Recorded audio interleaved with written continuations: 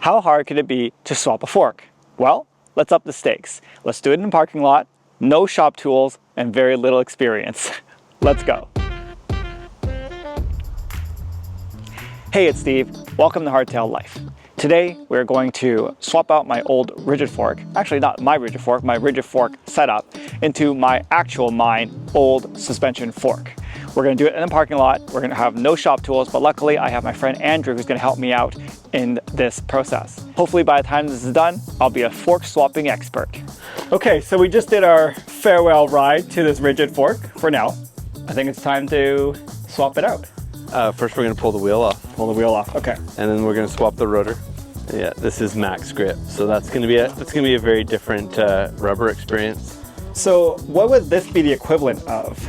This is roughly the equivalent of Max Terra. Max Terra, yeah, is that one down or? Yeah, that's the faster rolling compound. Yeah. You know, some people would argue that point. Like Bontrager's rubber, they might say Max Terra is a little stickier, but it's pretty damn close. Okay. All right, so rotors, right? Yep. Okay. So actually I handed you that prematurely. Oh, okay. We'll just be a little awkward if we don't have the shop. All right, T25, is that right? T25. What does the T25 look like? Is that the star thing here? It's a star thing, yeah, that's it right there. All right, there we go. I should have brought real tools. It's fine, this is more authentic. It is more authentic. Make sure it goes in real good first. Yeah. Before you loosen. Yep. We'll do it in the star pattern. Loosening doesn't matter. Oh, okay. Yeah, just take it off. Just tightening that we care. Your saddle's got quite a chunk out of it, hey? Yeah, it's, I'm not in the saddle very often, so it's not from riding, it's from crashing. Yeah, fair enough. But because I'm not in it very much, I don't really need to replace it. Yeah. Well, I don't know, I was just admiring the wear on your dropper post. Oh yeah, that's the original. Yeah. You know, I think our friend Jacqueline didn't think it was gonna last so long. No, I also didn't think you'd be riding it that long. It's kind of a piece of crap. Whatever. They're cheap as borscht. Actually, is borscht cheap? Probably not. Depends how much meat's in it. In this day and age, probably not. Yeah, probably not. They're cheap as bananas. For some magical reason, bananas haven't gone up like everything else. I think because other foods don't have like a cartel behind it. They don't have enough slave labor. Yeah. Yeah, fair enough. That and Costco hot dogs. Okay, I got the last bolt. It's like out of Madagascar. What percent dog are Costco hot dogs? I try not to think about it. Yeah, guess so. Okay. All right. Oh, no, wait, okay. Yeah. Man, you take the mechanic out of the bike shop and he's useless. Welcome home. Gonna get it in. You really were running this soft, hey? I was running it I can push it all the way to the insert, no problem. You know what, we should check the actual tire pressure of it. We'd never get accurate enough. You're fine. running the right amount. You went to too soft, then you aired it up from there and you had the right amount. You know what, today when I rode it, it was, it felt fine. Yeah. Well, that's why everyone needs to bracket their own pressure, right? Like we said, I have, 50 pounds on you? So, you know, my air pressure is going to be higher than yours for the same purpose. Right. I wonder if it would be easier if I did it horizontally instead of diagonally. With your new fork, where's the star nut? It's not super deep, right? Oh, it's at the regular. Yeah, so we'll be able to run this cap. Yeah. Okay. So when I was at Ken's place, he had an official star nut hammering device. Oh yeah. So it went in at the perfect depth. Depth and angle. At depth and angle, yeah. It is. I'm always constantly surprised at how many special tools are available for bikes. Oh yeah. Yeah. Wonder why Knolly doesn't do a Tyaughton Kids Edition, hey? But yeah, a Tyaughton 26, Tyaughton 24. Why not? Hook them young. That's what I found with 510s. You know, like making the only decent super little kids mountain bike shoes. Right. You know, like Claire calls mountain bike shoes 510s, even though she doesn't even own a pair of 510s anymore, right? she still thinks of them as 510s because that's what she had for, you know, 4 years. I just realized I didn't check to see if I put it on the right side, but I did hold the brake rotor the same. Is the text up? The text is up. The text is up, then you're good to go. Yeah. Thank you, McGrath, for labeling. Only one side? Only one side. So with these bolts, as I'm tightening, I'm doing it kind of finger tight and then tool tight to each one, going across. All right, so how tight do these bolts have to be? Like tight? Tight, yeah. Okay, all right. Yeah, and rotor bolts are one of those things people don't ever check enough. Like when you work in a shop, half the bikes that come in have loose rotor bolts. Oh, wow. Yeah, it's just one of those things. All right, well, I'm pretty confident about it. Maybe half is a slight exaggeration. Maybe I should say 3/5. 3/5, okay. No, that's more than half. That's more than half. 2/5? Okay. Yeah. 3/7. Now you're splitting. Yeah. Okay, so I feel pretty confident that the rotor is on there. Cool. All right. You can give me that. Okay, which one? That Wheel. one. Okay. You don't need that anymore. Okay. Next job, we got to drop the rigid fork off. So that means we take the top cap and the stem I would off? loosen the brake first. Oh, right, the brakes. Yep. And that's also... and then we're gonna need to cut those zip ties. And there's not a knife on that tool, is there? So I'm gonna go off camera and get the seatbelt scissors out of my car. Okay, all right. We'll just pretend we were more prepared than we actually are. Gotta have seatbelt scissors, right? Safety first. Right. Let's see if we can do this with seatbelt scissors. If we can't do it with seatbelt scissors, oh yeah, no problem. Look at that. Look at that. Tools of the trade. Very nice. Hey, safety first. Did we take the bolts out of the adapter, or did No, we we can just leave it like that. Okay. What's the worst thing that could happen? We'll be searching the parking lot for small washers that have fallen off. Okay. I mean, it's staying in place. Yeah. So what could go wrong? What could go wrong? Okay. So now we drop the fork, is that right? Let's quickly make sure we have a 4mm that goes deep enough to... Uh-oh. So here's a 4mm, but...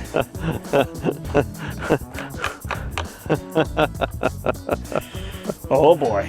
I have this, but unfortunately, it's got a ball head though. We'll have to lift.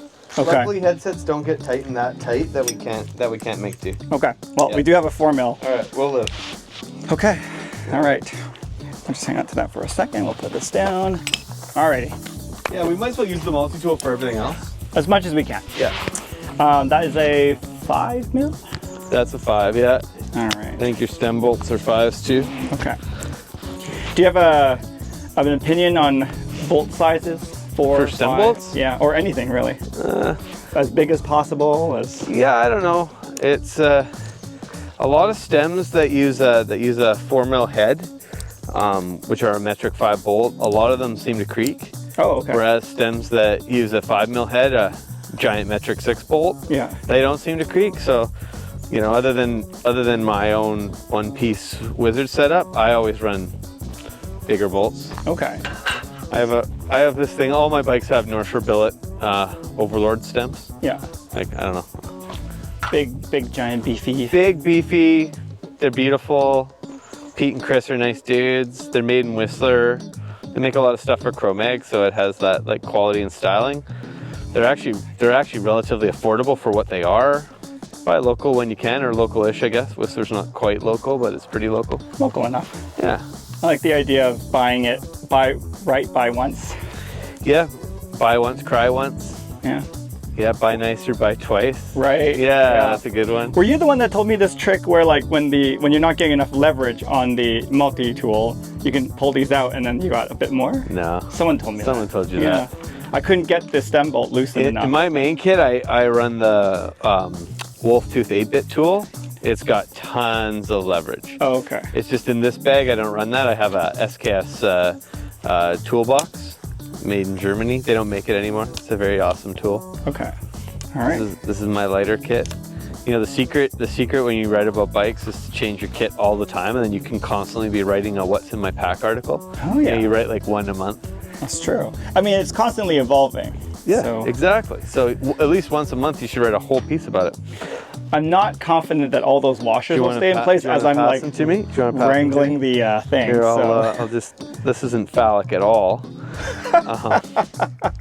You can't get them out, but you're not confident they'll stay there. Hey? Yeah, it's an awkward position to be in, really.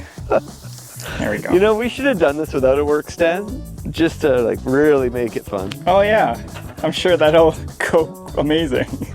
All right. All right. There we go. So that Okay. can fall. I'm just gonna reach in here and be yeah. helpful. Of course. Grab the What's it called again? I have the headset bearing, I have the split race, I have the bearing cap, and I have all the spacers. All right. You're gonna need the bearing, so take the bearing off, slap it on here. Okay. Should have brought some wet wipes. Right. We might actually have some wet wipes in the car, maybe. Let's throw the rigid fork on the table. Okay. You know, that was just having a little moment here. That rigid fork took me to some pretty fun places. All right, so this will go under and up through here. Yep, we got all our cables nicely aligned, so we don't have to do it twice. Now, do you remember how many you know the answer you had below and how many above? I was gonna say, you know the answer before you started, the answer right? is you don't know. Okay, as long as we keep it the same for both forks. Yeah. Oh, this stem. Oh, this fork is the one that was cut with a pipe cutter. I remember this now from our last video. It wasn't the fact that it was cut with a pipe cutter, it's that I didn't go through and... It wasn't nicely, yeah. Unfortunately, I don't have a file, so I can't fix it. Okay, you're holding the fork? I am holding the fork. Oh, you're stronger than me. Okay, let's try again. Okay. Let's make sure I'm only doing this once. Yeah, that'll be the half the bolt. I think we should go this high, even if this wasn't as high as you had it before. Okay. So the only thing that we have to remember is that there's a half clip I want to put back in. Oh, yes. That's the only thing. All right. So we're going to 1 centimeter spacer, and this really doesn't want to go on. So we're just going to put these down, and we're going to use a little English and not smoke you in the face. Right. Where's my helmet? we might have to edit this part out in post. We will. We'll make it look super easy. Yeah, thank you. There we go. Yeah, that's the part we'll keep. Okay, does that look right to you? It looks very familiar. All right. You're gonna wait and align everything once we put it on the ground. So for now, we're just getting it in place. Yeah, we're just preloading the headset. Then you can put the wheel on. Then you can set up the brake. Right. Got it. Okay. That's plenty tight for the headset. All right. Okay. Whew. Wheel and brake. Yeah. Do you have a floor pump with you? I do. Okay, because you're gonna need a little bit of air pressure in here, I think. All right. I imagine this is softer than you did it. I would put the wheel in first. Okay. Dummy the brake on. Okay. Then put the bike on the ground. Loosen the front axle. Tighten it back up. Prefer to tighten it up when both wheels are on the ground. Okay. Yeah, we're not even worried about it being tight. We're just dumbing it together. Don't tighten the brake down. We're just going to put it on. Sounds good. I believe that adapter is the same one. Yes, I'm positive it was. All right, let's see if I can get it right this time. All right. Where is that? T25. Why do they call it a T25? Torx. And what's the 25? It's the size. How did they get that? I have no idea. Okay. Yeah. I'm just going to roll this unicycle off the screen here.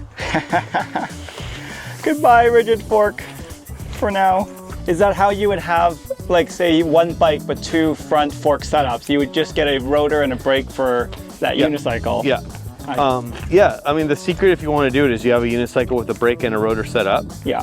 And then it's a less than a 5-minute swap. We're gonna have our headset spacer configuration because we're running more headset spacers with the rigid fork. Right. But we'd have that bagged attached to it.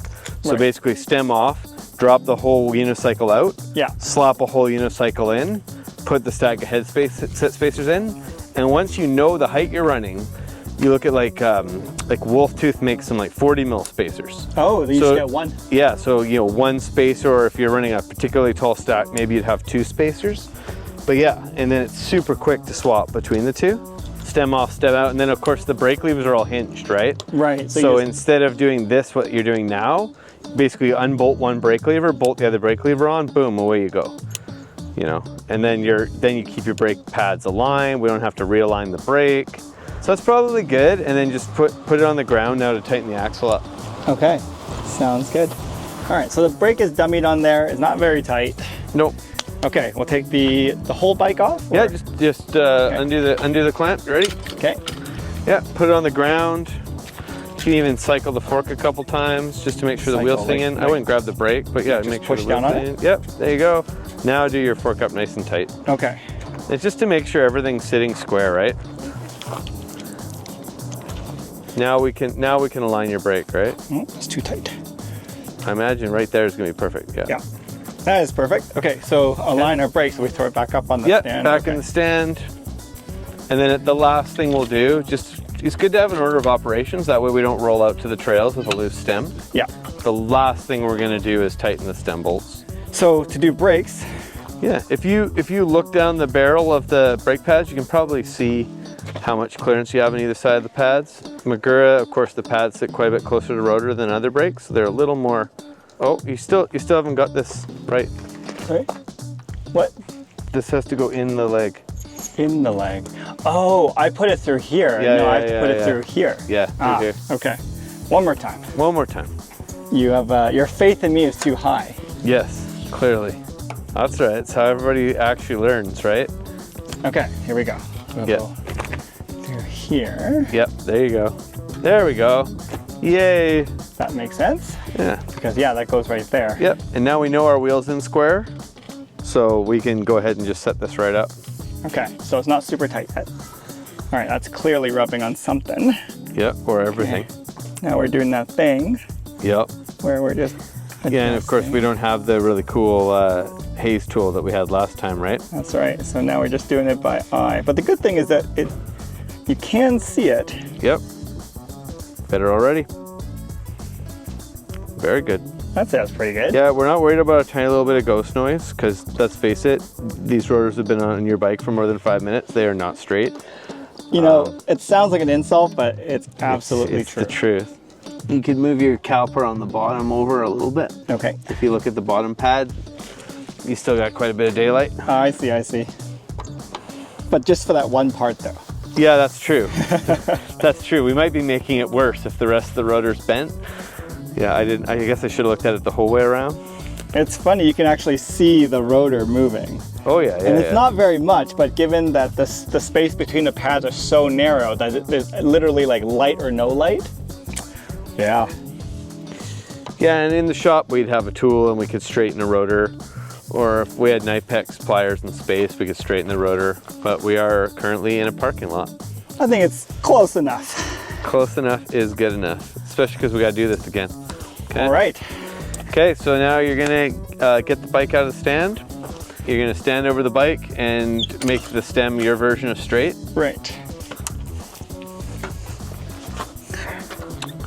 We are gonna need this Allen key to take that one-up carrier out. All right, that's good. That's your version of straight, yeah? Straight enough? Yeah, now you just need the tool that you put on the ground. Can I get that for you? Yes, please. There you go, buddy. All right, and what am I doing? I'm tightening You're tightening the stem. stem bolts. See, this is why having a table would be nice. Like, imagine if I had a table right here. Yeah. Or like a workbench in a bike Or a shop. workbench, yeah. Or a friend who would just pass you things. Yeah, yeah. I think by the time I'm done, I was gonna say by the time I'm done, I'm gonna be an expert at swapping forks, but that would be a bit of a stretch. Make sure that's going in straight. Okay, all right, so that's good. Is it? Is it tight enough? I think so. Oh no, wait, you're gonna do the test. Well, see, here's the thing. I'm like, how do I? No, that's pretty good. Oh, good. Yeah, we're okay with that. Phew. That was, So you're gonna need a 2.5 mil okay. just to set this clip because we don't want our line bouncing around. That's right. 2.5, which is this one.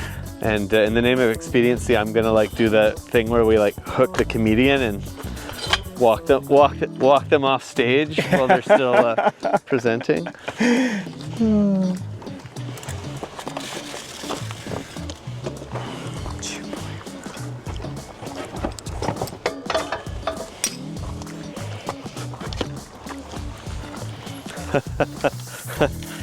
Oh, busted. I went and I got the, you know, multi-tools are great, but, you know, there are times where You bit of lube on your chain. you need some lube. Yeah, it's Okay. a little dry. Okay. What's your recommended chain lube? At home we use Dumont Tech. We use their Pro Regular Lube, and we also use Wolf Tooth Lube. Okay. Sort of interchangeably, depending on what I bought a bottle of last. Okay. Yeah. So that's on. Cables are clipped. Cables are clipped. It's mounted. Okay. And then did you want to put air in it? Yeah. How much air do I put in it? That's a great question. Right There is a recommended chart Oh yeah. on your right leg, and I assume that you were running recommended. Yeah, like right in the middle. Yeah. Okay. So What's it say you here? just have to, you know, use your eyes to read the tiny chart. And It's so tiny. yeah, I could hold this for you. Let's see here. 150 to 180, Yeah. and it goes to from 78 psi and onwards. So it sounds like 78 psi is your Okay. goal. Let's Is do that it. what you're thinking? Yeah, let's do 78. Okay. All right, so that's on this side. Yeah. So remember, when you attach a shock pump, a certain amount of air escapes to fill the hose and the gauge. Okay. So the number we see here when we attach a shock pump doesn't mean that's what's in your fork, because air is escaping the fork to backfill this gauge. So the number that matters is once we add air to it.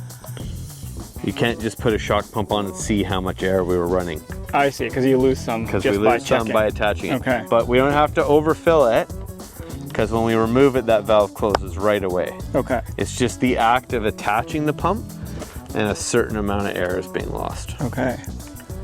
All right. What does it say? It says, okay, so that's 50, that's 100, so Yep. 60, 70, 80.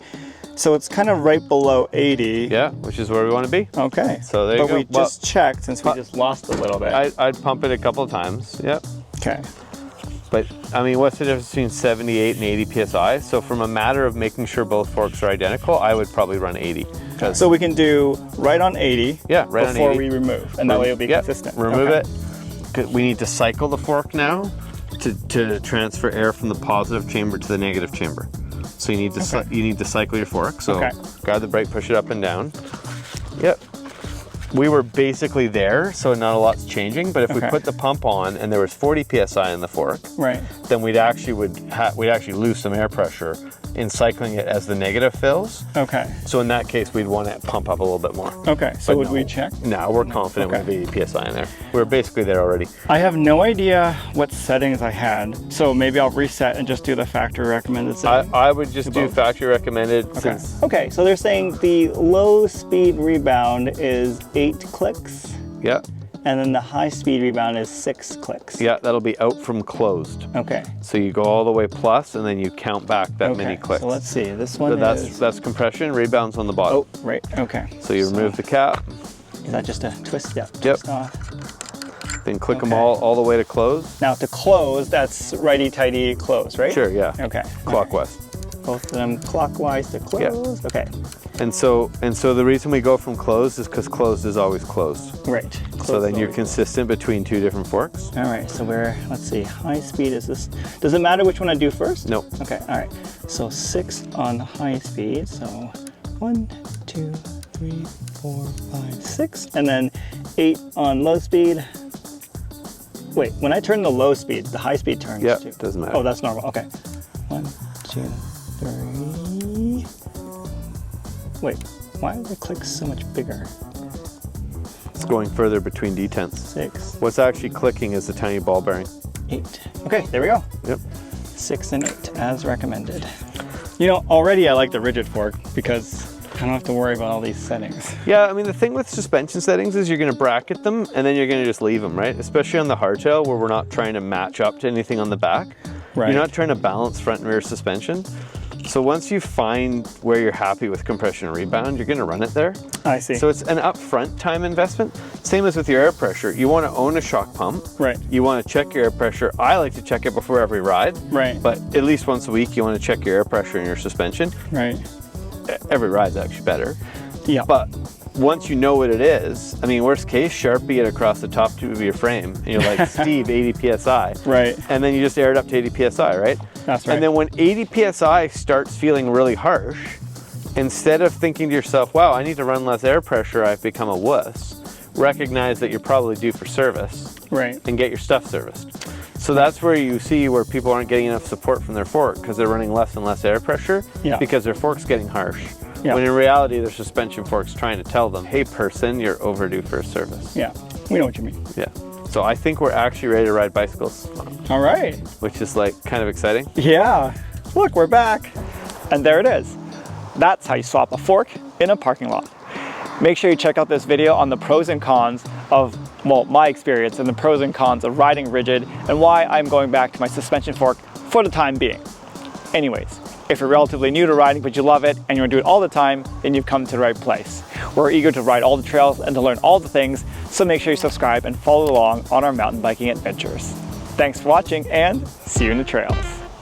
And these bolts are loose. Yeah. I don't remember this being this much of a pain in the ass, but we didn't do it in the shop. I am really trying not to cost you any teeth here. Okay.